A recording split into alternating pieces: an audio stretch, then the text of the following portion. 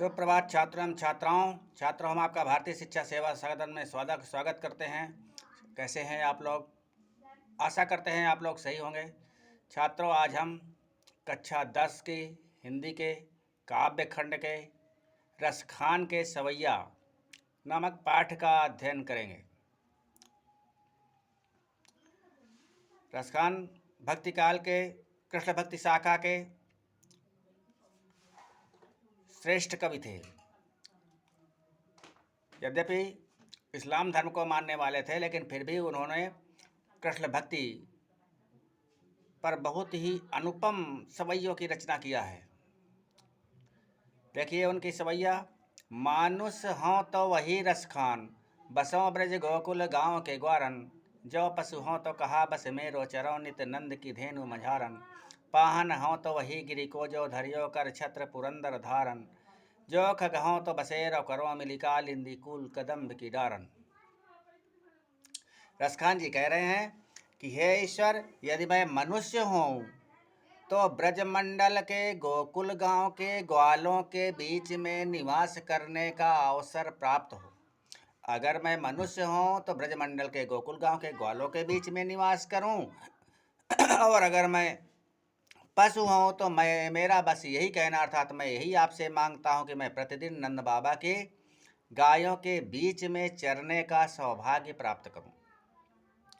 पाहन हो तो वही गिरि को जो धरियो, कर छत्र पुरंदर धारण। और अगर मैं पत्थर हूँ तो उसी पर्वत का पत्थर हूँ जिस पर्वत को भगवान श्री कृष्ण ने इंद्र के कारण छत्र के रूप में अपने हाथ पर धारण किया था, अपनी उंगली पर धारण किया था। जौ खग हों तो बसेरो करो, मिली कालिंदी कूल कदम्ब की डारन। और अगर मैं पक्षी हूँ तो यमुना नदी के किनारे कदम्ब वृक्ष की डालों पर निवास करने का सौभाग्य मुझे प्राप्त हो।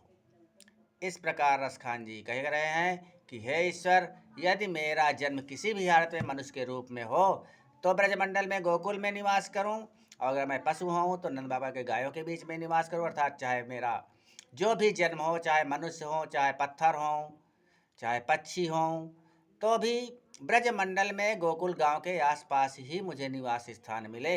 ईश्वर से ऐसी प्रार्थना करते हैं।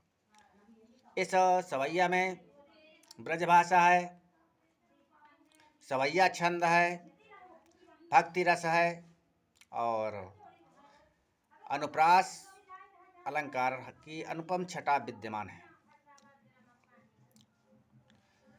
अगला देखिएगा। आज गई होती भोर ही हों, रसखान रही वही नंद के भाव नहीं।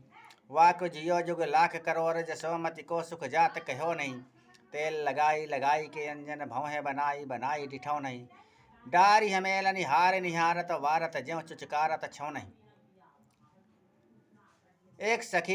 एक गोपी अपने सखी से कह रही है कि हे सखी, आज प्रातःकाल ही मैं नंद बाबा के घर गई थी।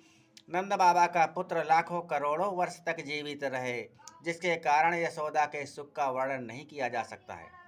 यशोदा माता अपने बालक को तेल लगा करके, अंजन लगा करके, भौहें बनाकर और डिठौना लगा करके पालने में डालकर उस पर अपना तन मन न्यौछावर करके उसे इस प्रकार प्यार से पुचकारती हैं कि उसका वर्णन कुछ किया नहीं जा सकता है, और जिसके कारण यशोदा के सुख का वर्णन नहीं किया जा सकता। कितना सुखी हैं वो। इस पद में वात्सल्य रस है, सवैया छंद है, ब्रजभाषा है और अनुप्रास अलंकार है।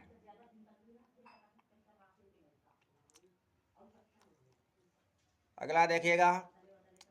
धूरी भरे अति शोभित श्याम जु, तैसी बनी सिर सुंदर चोटी। खेलत खात फिरे अंगना, पग पैजनी बाजत पीरी कछोटी। वाह छवि को रसखान बिलोकत, वारत काम कला निज कोटी। काक के भाग बड़े सजनी, हरि हाथ सो लई गयो माखन रोटी।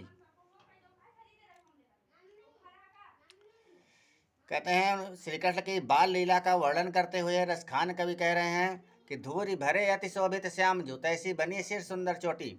भगवान श्री कृष्ण का धूल से भरा हुआ शरीर अत्यंत सुशोभित हो रहा है और वैसे ही सुंदर उनके सिर पर चोटी भी बनी हुई है। बालक श्री कृष्ण खेलते और खाते हुए आंगन में घूम रहे हैं। आंगन में घूमते हुए उनके पैरों पर पहने हुए पायल बज रहे हैं। वे पीली धोती पहने हुए हैं।